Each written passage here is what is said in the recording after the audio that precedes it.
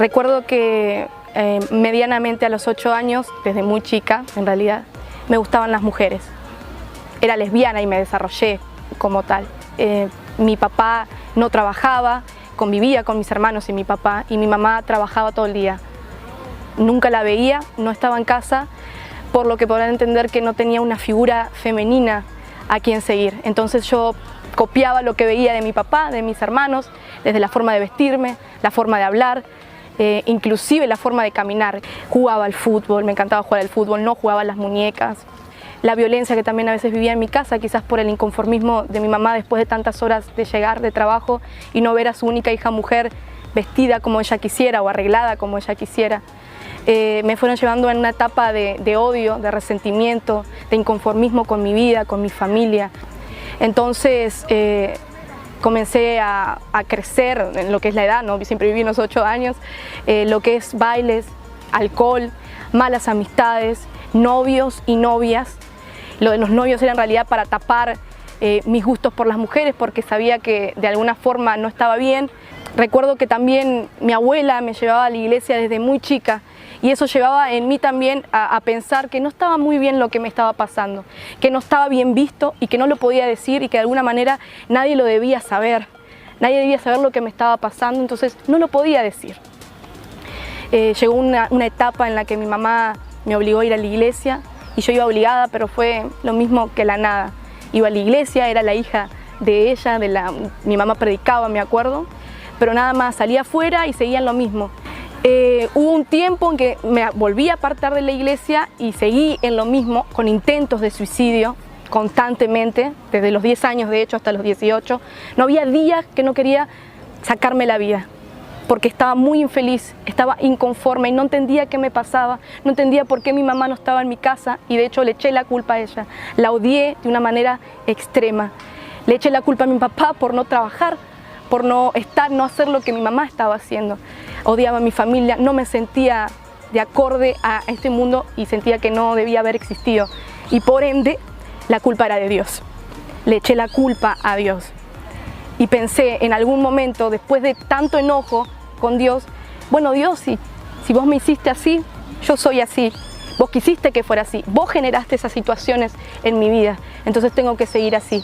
Y eso a mí me dolió mucho, lo que me llevó a un intento de suicidio nuevamente, que no tuvo resultado, porque por eso estoy acá.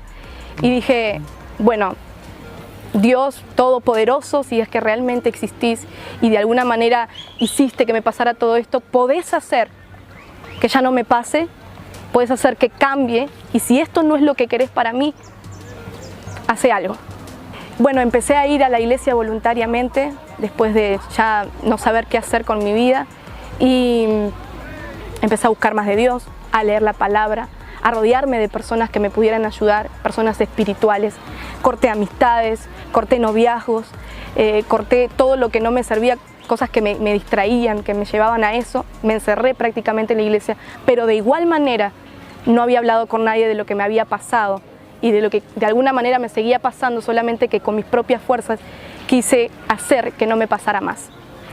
Hubo un punto de quiebre, un día en especial, en el que invité a mi pastora a mi casa, y en realidad no tenía la intención de confesar mis pecados o de contarle nada, tenía intención de hablar de otra cosa, pero no lo pude soportar, y entonces confesé.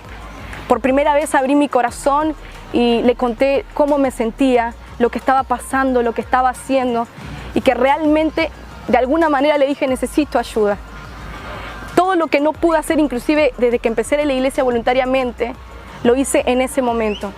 La confesión fue el punto de partida de mi proceso de liberación, mi proceso de sanidad, mi proceso de limpieza en mi mente.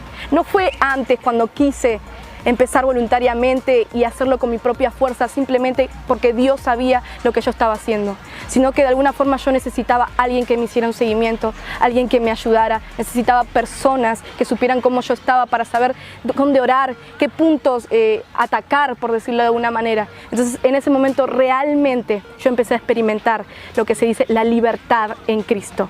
Empecé a experimentar ese versículo que dice que cuando conocemos la verdad, nos hace libres, y empecé a caminar en libertad. Y fue cerrando toda una etapa, toda una raíz de odio, resentimiento, de malas decisiones, de confusión en mi identidad que se había creado en ese tiempo para decir, acá quiero comenzar. Este es el punto donde quiero comenzar. Quiero que sepas quién sos en mí y lo que no sos. Y eso que eras, no sos.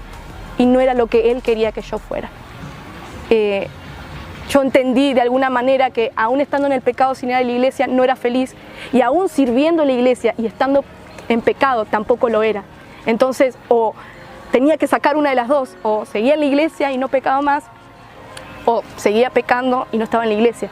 Pero como ya había estado en el pecado y sabía que eso no era, que eso me iba a llevar a la muerte porque realmente deseaba morirme, entendí que no era el pecado ni servir en pecado, sino que era servirle a Dios con todo mi corazón y buscar agradarle como nunca antes. Y ahí fue donde empezó, donde me hizo un clic en la cabeza y dije, yo quiero agradar a Dios. Él es mi papá, Él me dio una identidad y quiero ser lo que Él dijo que yo soy. Lo amo con todo mi corazón y Él me hizo libre.